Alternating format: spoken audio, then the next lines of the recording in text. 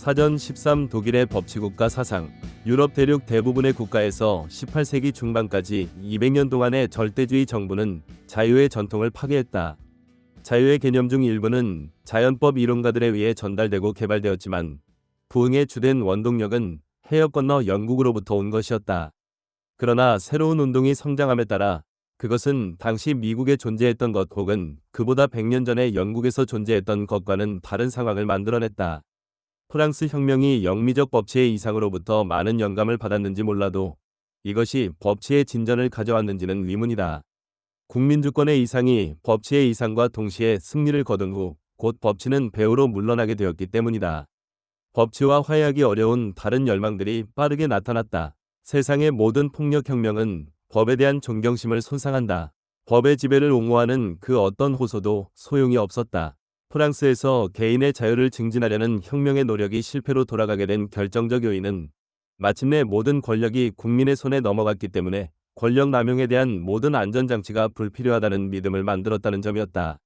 즉 민주를 내세우며 자유를 짓밟는 일이 광범위하게 나타났다.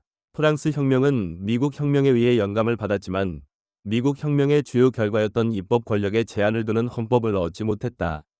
또한 혁명의 시작 단계부터 법 앞에 평등의 기본 원칙은 단순한 권리의 평등보다 실질적 평등을 요구하는 현대 사회주의자들의 새로운 요구에 의해 위협받게 되었다.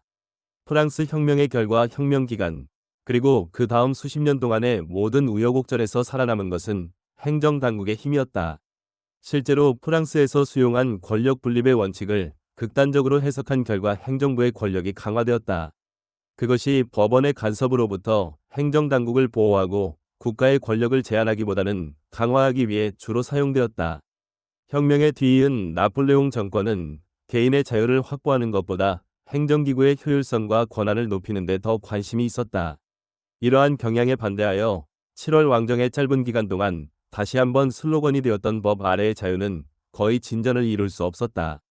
그러나 독일은 프랑스와 다른 경로를 걸었다. 1900년경까지 독일은 세계에서 가장 진보적인 국가로 간주될 정도로 앞선 나라였다.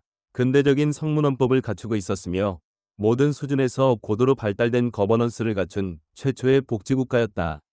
튼튼한 관료체제는 공공정신에 입각하여 정당한 정부의 도구이자 국민의 공복이었다. 대체로 독일에서 발현된 이런 분위기를 법치국가 체제라 한다. 법치주의 자체는 그리스 로마의 전통을 이어받아 영미를 중심으로 발전했고 이를 국가 행정에 체계화한 것은 독일의 법치국가 개념이다. 프로이센이 19세기에 얻은 평판을 고려할 때 법치정부를 위한 독일의 운동이 이 나라에서 시작된 것은 놀랄만한 일이다. 어떤 면에서 그곳의 18세기 계몽된 전제정치의 통치는 놀랍게도 현대적이었고 법과 행정 원칙에 관한 한 거의 자유주의적이라고 말할 수 있다. 프레드릭 2세는 자신을 국가의 첫 번째 공복이라고 말했는데 이는 결코 무의미한 주장이 아니었다. 위대한 자연법 이론가들과 부분적으로 서구적 원천에서 유래한 전통은 철학자 임마누엘 칸트의 도덕과 법이론의 영향을 받아 크게 강화되었다. 독일 저자들은 보통 칸트의 이론을 법치 국가로 향하는 움직임이 시작된 출발점으로 여긴다. 이것은 아마도 그의 법철학의 독창성을 과장한 것이긴 하지만 그의 생각들은 의심할 바 없이 독일에서 가장 큰 영향력을 미쳤다. 그의 주요 공헌은 사실은 도덕의 일반 이론인데 법의 지배 원칙을 보다 일반적인 원리의 특별한 적용으로 보이게 했다. 그의 유명한 정언명령, 사람은 항상 보편법이 될 수 있는 원리에 따라서만 행동하라 라는 경륜은 사실상 법의 지배의 기초가 되는 기본 사상의 일반 윤리 분야로까지 확장한 것이다. 그것은 법의 지배에서와 마찬가지로 특정 규칙들이 정당성을 갖기 위해서 따라야 하는 하나의 기준을 제시한다. 그러나 그러한 규칙들이 자유로운 개인을 인도하기 위해서는 모든 규칙의 보편적이고 추상적인 성격의 필요성을 강조함으로써 이 개념은 법적 발전의 토대를 마련하는 데 가장 중요한 것임이 입증되었다.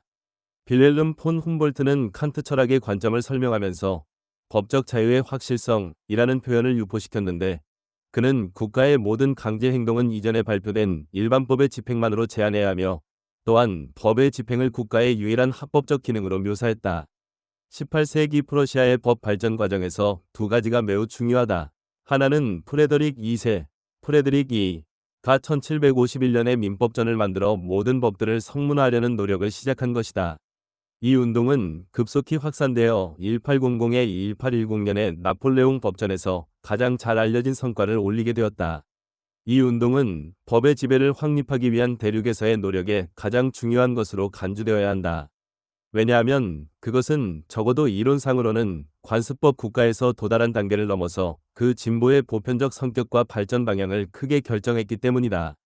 관습법과 성문법은 각기 장단점이 있지만 일단 자유를 지키기 위한 경계심이 사라지고 나면 법의 지배라는 정치적 이상을 향한 관습법의 유연성을 훼손하려는 경향에 익숙해지는 점이 문제로 지적될 수 있다.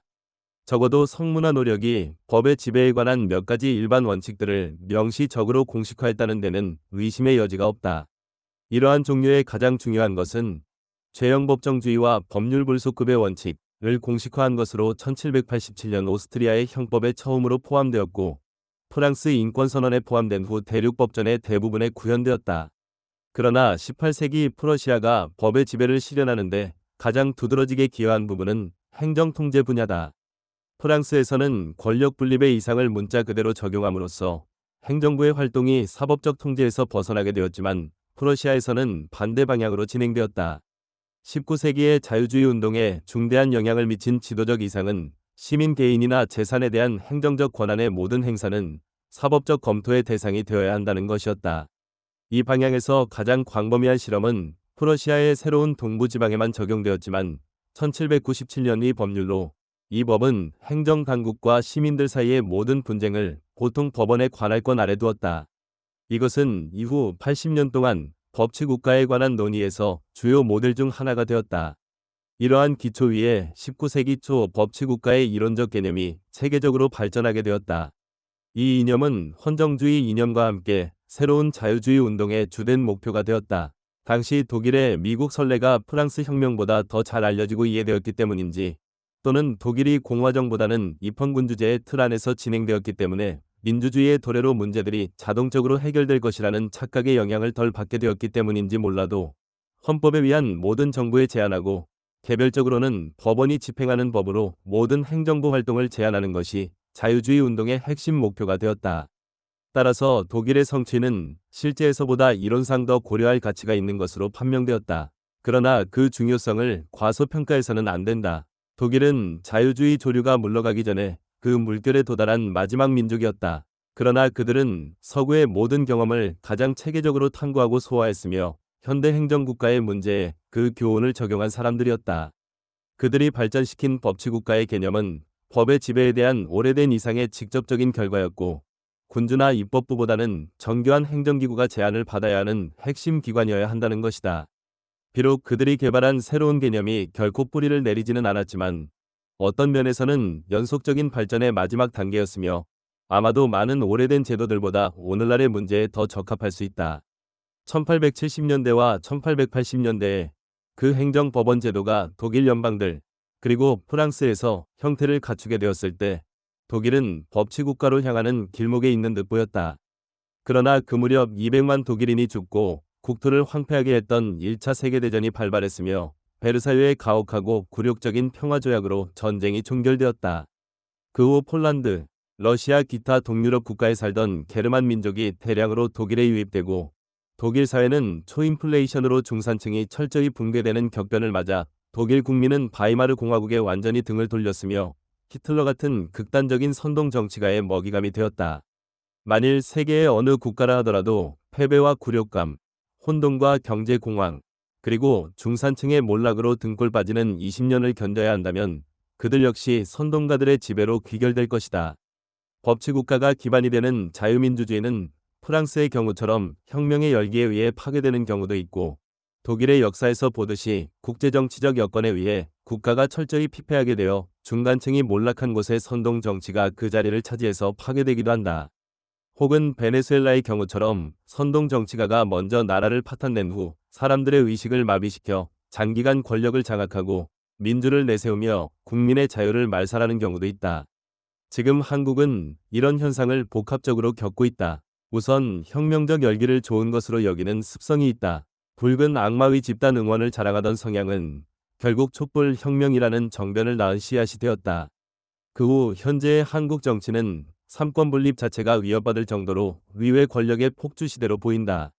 국민이 뽑은 의회가 하려는 일에 한계는 없다는 태도가 넘쳐난다. 전 국민에게 1인당 25만 원에서 35만 원까지의 지역화폐를 지급하는 것을 골자로 하는 민주당의 포퓰리즘 법안은 사실 상의회가 행정부의 예산 집행 기능을 강제로 명령하겠다는 것이고 국민의 마음을 매수하겠다는 것이다. 예전에 보수 정당의 원내대표라는 사람은 삼권 분립 위반으로 위헌적 국회법 개정안을 야당과 야합하여 통과시킨 적이 있다.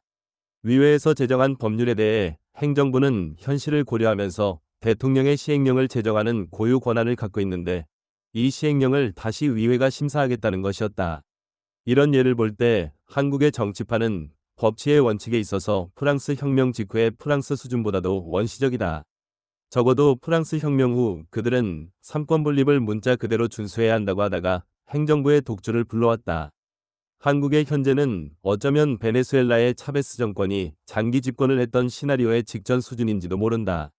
우리는 너무 기고만장하지 말아야 한다. 참고로 일본의 이와쿠라 사절단은 1871년에 출발하여 약 2년간 미국, 유럽의 여러 나라를 방문했다. 기존에 체결된 불평등 조약을 재협상하는 일과 교육, 과학기술, 문화, 군사, 사회와 경제구조 정보를 수집하여 일본 근대화를 촉진하는 일이 그들의 목적이었다. 사절단은 일본이 근대 국가를 수립하기 위한 헌법 모델을 영미 헌법보다 독일의 프러시아 헌법을 모델로 삼기로 했다. 여기에는 비스마르크 총리의 권고가 작용했는지 모르겠지만 이와쿠라 사절단이 보기에 영미의 헌법은 국민의 습속이 뒷받침되지 않으면 감당하기 어려운 체제로 본 것이었다. 우리는 산업화에서는 나름대로 잘했던 것 같지만 정치 철학 등 인문 분야에서도 앞선 것을 진지하게 배우겠다는 자세가 좀 더 필요한 듯하다.